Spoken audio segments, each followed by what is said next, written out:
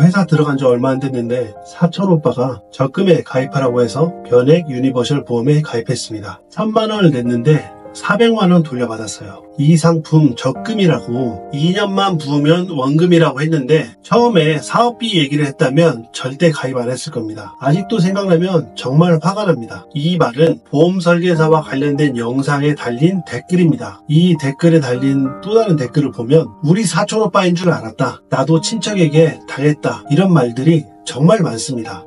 방금 같은 경우는 명백하게 속인 겁니다. 잘못된 거죠. 그런데 이런 일들이 왜 반복될까요? 설계사들이 나쁜 사람이라서일까요? 아니면 보험 영업이라는 일 자체가 애초에 뭔가 잘못되어 있는 걸까요? 이 영상을 끝까지 보시면 왜 보험 설계사들이 욕을 먹을 수밖에 없는지, 어떻게 하면 욕을 안 먹고 인정받으면서 영업할 수 있는지 자세히 알려드리겠습니다. 영업의 기본 원리를 제대로 배우고 진짜 영업을 하고 싶다면 고정 댓글에 링크를 눌러서 신청해주세요. 보험은 필요합니다. 보험 자체가 문제가 아닙니다. 문제는 보험을 판매하는 방식, 영업 방식이 사람들을 불신하게 만들었다는 겁니다.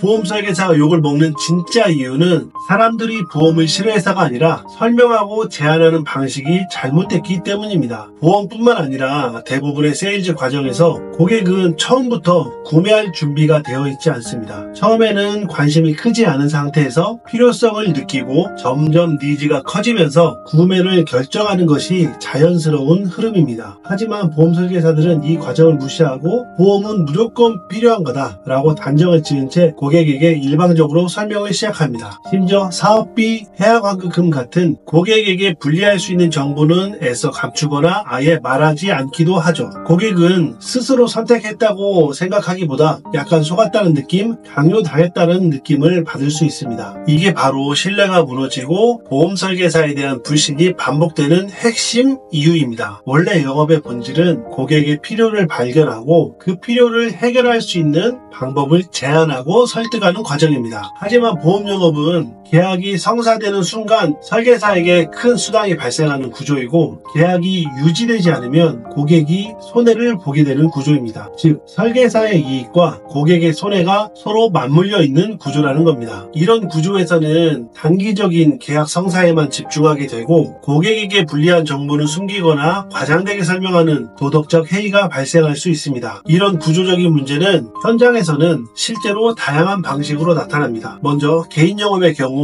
많이들 겪으셨을 겁니다. 보장성 보험을 저축성 보험인 것처럼 속여서 판매하거나 변액보험을 적금처럼 포장해서 2년만 넣으면 원금이 나온다 라는 식으로 설명하는 경우가 있습니다. 실제로는 원금 보장이 안 되는 상품인데도 이건 안전하다, 이건 무조건 원금이 나온다 라는 말로 고객을 오해하게 만들고 계약을 유도하게 되는 거죠. 법인 영업에서도 마찬가지입니다. 정책자금 대출을 받을 수 있겠다, 도와주겠다라고 접근해놓고 보험 계약만 체결한 뒤 연락이 끊기는 경우도 있습니다. 몇백만 원짜리 보험 계약을 체결하면서도 해약 환급금이 얼마나 되는지, 언제부터 환급이 가능한지에 대해 제대로 설명하지도 않는 사례가 적지 않습니다. 이런 일들이 반복되다 보니 사람들은 보험을 믿지 않고 설계사를 의심하게 되는 겁니다. AMG 홀딩스에서는 나의 이익을 위해 고객에게 손해를 끼치지 마라, 이 원칙을 가장 중요한 철학으로 삼고 있습니다. 그 한 가지 예로 해지 환급금에 대한 설명을 명확히 하도록 지침이 정해져 있습니다. 안상수 대표는 고객이 해지 환급금을 정확히 이해하지 못한다고 판단될 경우 그 부분만 따로 서명을 받도록 할 정도로 철저하게 관리하고 있습니다. 이런 기준과 원칙이 바로 고객 신뢰를 지키는 시작점이라고 생각합니다. 자, 이렇게 말하면 그럼 보험 영업은 어떻게 하라는 거냐, 나는 분명히 필요하다고 생각하니까 강조하는 거다, 이런 반론이 나올 수 있습니다. 실제로 맞는 말입니다. 보험은 눈에 보이지 않고 당장 필요한 것처럼 느껴지지도 않기 때문에 설계사가 강조하지 않으면 아예 관심을 가지지 않는 경우가 많습니다. 게다가 설계사 입장에서는 계약이 성사되지 않으면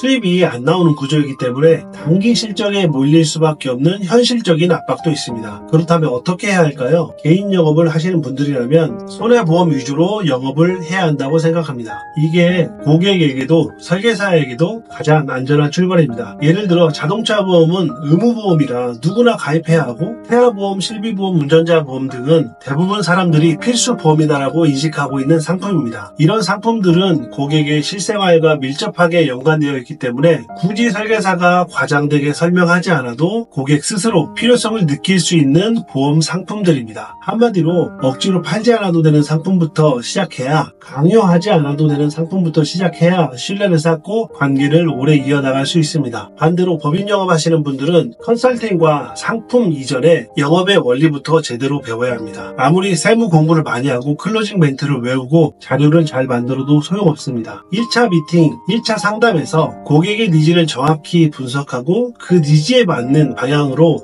대화를 이끄는 기본 원리가 없다면 장기적으로 성공할 수가 없습니다. 이 구조를 이해하지 못하면 영업은 성공할 수가 없습니다. 저도 개인 영업할 때 그냥 사적인 자리에서 은근슬쩍 보험 얘기했다가 망신당한 적이 있습니다. 법인 영업하면서는 아는 지식만 열심히 설명하고 나왔는데 결국 계약으로 이어지지 않았던 경험도 있습니다. 그때는 몰랐습니다. 내가 뭘 알고 있는지가 중요한 줄 알았어요. 하지만 정말 중요한 건 이거였습니다. 고객이 지금 뭘 필요하는지, 지금 어떤 생각을 하고 있는지를 아는 것. 고객을 이해하지 못하면 아무리 좋은 상품도, 아무리 멋진 말도 그저 영업 멘트로밖에 들리지 않습니다. 고객이 먼저입니다. 고객의 니즈와 마음을 이해하려는 자세, 그게 제대로 된 영업의 시작이라고 생각합니다. 자, 보험 설계사가 욕을 먹는 이유는 보험이 나빠서가 아니라 잘못된 방식으로 전달되고 있기 때문입니다. 그리고 그 방식은 지금 이 순간에도 누군가에게 불신을 심고 설계사 본인에게도 상처를 남기고 있습니다. 이제는 바꿔야 합니다. 계약만 하려고 하지 말고 고객의 마음을 이해하는 법부터 배우고 신뢰를 쌓는 사람으로 성장해야 합니다. 영업을 제대로 배우고 싶다면 고정 댓글에 링크를 클릭해 주시고요. 지속적으로 영업과 관련된 좋은 영상을 보고 싶다면 구독 버튼을 눌러주세요. 오늘은 여기서 마치겠습니다. 감사합니다.